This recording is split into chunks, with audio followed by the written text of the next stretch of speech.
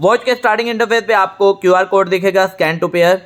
और इसके लिए जो एप्लीकेशन है फास्ट ट्रैक रिफ्लेक्स वॉक्स है, जो आप एंड्रॉयड और iOS दोनों पे इंस्टॉल कर सकते हैं। ये इंफॉर्मेशन आपको आपकी वॉच के जो क्यूआर कोड है उसके अलावा दूसरा टैब है उसमें आपको देखने को मिलेगी।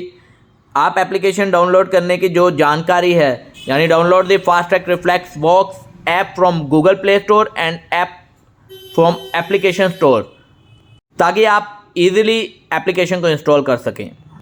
मैंने fast track reflex Vox application install कर लिया। अब इसे ओपन कर रहा हूँ। ओपन करते ही आपको अलो के लिए आएगा, जिसमें आप फ़ोटोज़ मीडिया अलो करना होता है, तो आप यहाँ से अलो कर दीजिए। अलो करने के बाद आपको लॉगिन के लिए आएगा, तो आप यहाँ से लॉगिन पे क्लिक कर दीजिए। और लॉगिन पे क्लिक करते ही आपको software user agreement and policy का आएगा। आपने आई एक्सेप्ट करके नेक्स्ट कर देना है और इसके बाद फ़ोन नंबर एंटर करना है और वेरिफिकेशन कोड के लिए गेट ओटीपी पे क्लिक कर देना है। गेट ओटीपी पे क्लिक करते ही आपको कोड आपके मोबाइल पे आ जाएगा। अगर आपने दूसरे मोबाइल पे भी आप मोबाइल नंबर डालेंगे तो वहाँ पे भी आपको कोड डिस्प्ले होगा, तो आप वो कोड एंटर करके डन कर दीजिए और नेक्स्ट स्टेप पे क्लिक कर दीजिए।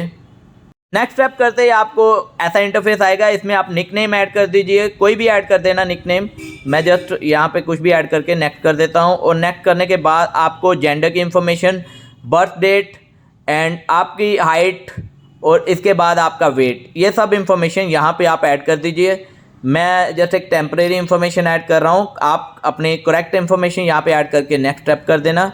नेक्स्ट स्टेप करने के बाद आपको दिखाई देगा जीपीएस के लिए, तो आप इंश्योर कर देना और यहाँ से लोकेशन सर्विस को टर्न ऑन कर देना। टर्न ऑन करने के बाद अगला जो इंटरफेस आएगा, allow fast track reflex vox to access this device location, तो आप अलो कर दीजिए। अभी यहाँ पे आपको ब्लूटूथ डिवाइस टर्न ऑन करने के लिए कहा गया है, तो आप ब्लूटूथ डिवाइस टर्न ऑन कर दीजिए। और यहाँ आप देख सकते हैं फास्ट ट्रैक रिफ्लेक्स का मैक एड्रेस आपको डिस्प्ले हो रहा है। आपने इस मैक एड्रेस के ऊपर क्लिक करना है या फिर क्यूआर कोड स्कैन करना है, तो आपके ऊपर डिपेंड है, आपको जो इजी लगता है वो कर सकते हैं। अब डिवाइस पेयरिंग पे चली गई है, डिवाइस पेयरिंग विद फ़ोन। आपके डिवाइस के ऊपर एक कोड आएगा, वो पिन कोड आपने अपने मोबाइल पे एंटर कर देना है। तो मोबाइल पे एंटर करने के बाद ओके कर दीजिए। अभी डिवाइस पेयरिंग के लिए जा रही है। पेयरिंग होते ही आपको मोबाइल के ऊपर और स्मार्ट वॉच के ऊपर पेयरिंग सक्सेसफुल का मैसेज आएगा और आपकी वॉच वर्क करनी शुरू कर देगी। अमेज़ॉन अलेक्सा है, अगर आप अकाउंट क्रिएट किया हुआ लॉगिन कर लीजिए, और अगर नहीं किया हुआ तो क्रिएट कर लीजिए, आइदर फिनिश कर दीजिए। अगर आपने अमेज़ॉन अलेक्सा अभी नहीं कॉन्फ़िगर करना है तो यहाँ से फिनिश कर सकते हैं।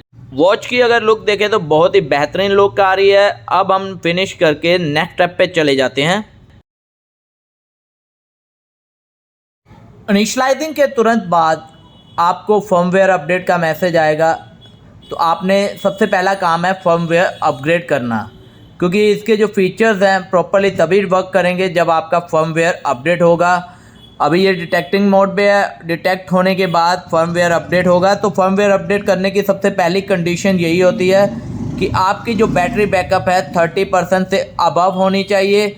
आपने एप्लीकेशन को तब तक डाउन नहीं करना है जब तक आपके फर्मवेयर प्रॉपर्ली अपडेट ना हो जाए, और आपको डिवाइस को बिल्कुल स्मार्ट वॉच के पास रखना होता है ताकि अपग्रेडेशन में किसी तरह का कोई इशू ना आए।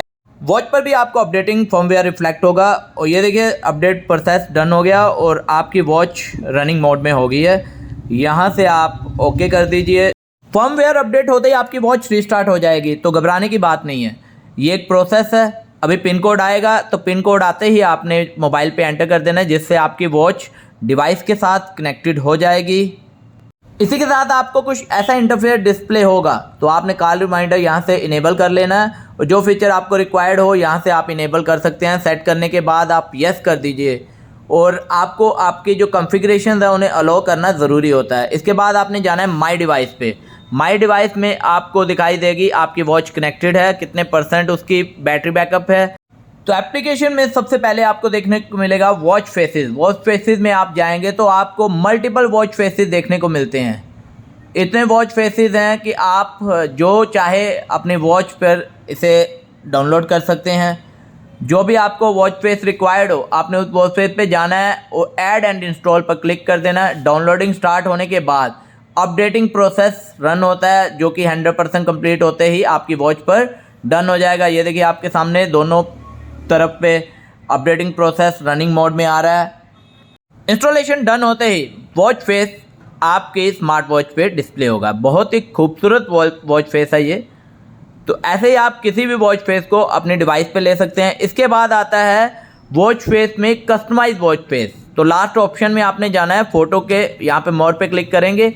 एल्बम एंड कैमरा दो फीचर्स हैं, आपने अलो कर देना है। एल्बम में आपको इंटरनल एल्बम की इंफॉर्मेशन मिलेगी, वहाँ से आपने अगर कोई इमेज लगानी है वो लगा सकते हैं। और कैमरा में से कोई अगर आप इमेज क्लिक करके फ़ोटो लगाना चाहते हैं तो वो लगा सकते हैं। मैंने एक जस्ट सैम्पल के लिए कैमरा में से फ़ोटो क्लिक की है। ऐड एंड इंस्टॉल पर क्लिक करने के बाद प्रोसेस होते ही वॉच फेस आपकी स्मार्ट वॉच पे आ जाएगा। अब हम जाते हैं अगली फीचर्स पे। अगला फीचर है नोटिफिकेशन। मैंने वहाँ से नोटिफिकेशन इनेबल नहीं किया था यहाँ से दिखाने के लिए, तो मैं यहाँ से अलो कर देता हूँ। अलो करते ही आपको सेट की ऑप्शन आएगी। सेट करने के बाद नोटिफिकेशन एक्सेस के लिए मांगेगा। फास्ट्रैक रिफ्लेक्स बॉक्स को आपने अलो कर देना है नोटिफिकेशन के लिए, यानी यहाँ से ऑफ था, इनेबल कर देना। अब अलो नोटिफिकेशन करना है, क्योंकि इसी के बाद अलो नोटिफिकेशन होगा। और आपको जो फीचर चाहिए हो आप उसे यहाँ से जो डिसेबल फीचर है उसको इनेबल कर दीजिए, जो भी आपको फीचर चाहिए। तो ये प्रोसीजर है। इसके बाद आता है अलार्म। अलार्म में आप कोई भी अलार्म ऐड करना चाहें मैनुअली यहाँ से आप सेट कर सकते हैं। आप रिपीटेड अलार्म भी इस पर लगा सकते हैं।